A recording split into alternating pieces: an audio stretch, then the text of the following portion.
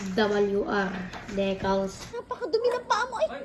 Nagtapak. Tuwing araw nga ng Lunes hanggang Biyernes, ganito nga talaga ang aming sistema. Ginagayak namin yung dalawang bata pagpasok sa eskwelahan. O tingnan nyo naman si Yuji, pagka pogi-pogi at mukha naman talagang pagka tinutino, pagka formal-formal ng kanyang ayos. Bago nga siya pumasok ng school, hindi naman talaga niya pwedeng hindi dadaanan si Alberde dahil nga lagi niya ito ipinapa-start para nga daw iwas sira.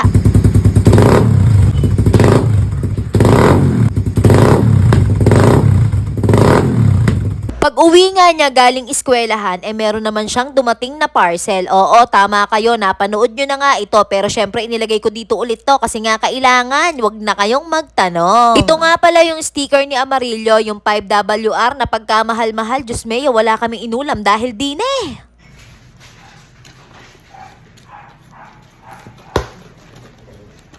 Ayan guys, ito siya guys. Original na sticker ni Amarillo.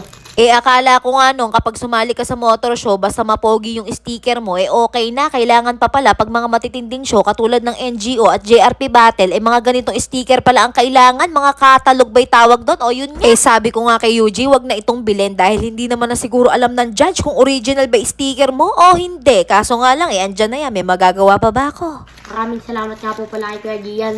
Apoy naganap nito. Yung sticker natin. Tapos nga, miya-miya lang, may dumating na naman ngang parcel. Diyos mayo, Apo, Yuji, wag mo sabihin order mo. Naku, sinasabi ko.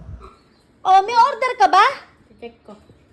Anong check mo? Bakit may order ka ba? Tingnan mo nga, ano ba yan? Ay, wala.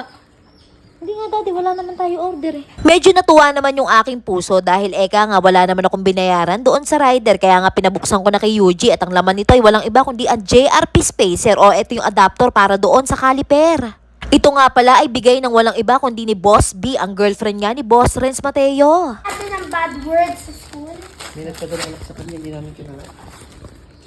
Ano yan? Hoy! Spacer! Ay, galing kay Boss B. Kay Boss B to!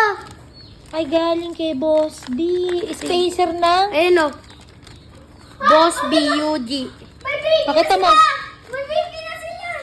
Boss B and UG. Ano yan? Pakita mo. Spacer!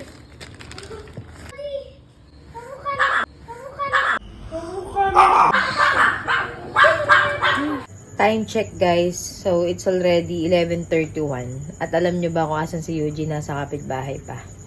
So ngayon susunduin natin siya. Diyos mayo, Apo.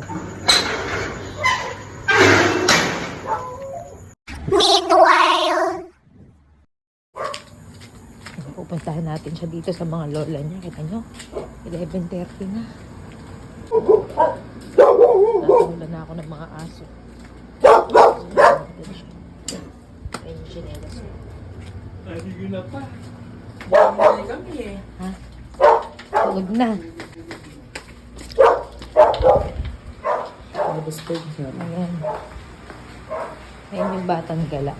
Tignan nyo naman. Anong oras na? Huy! Nakakatulog ka na din eh. Alika na, umuwi na tayo. Oh! Mag-aalas 12 na. G! Alika na. Tara doon sa bahay. Alika na, alika na. Teka lang kasi. Hala! Anong oras ka papabangon dyan? Sakto. Maglalak na tayo.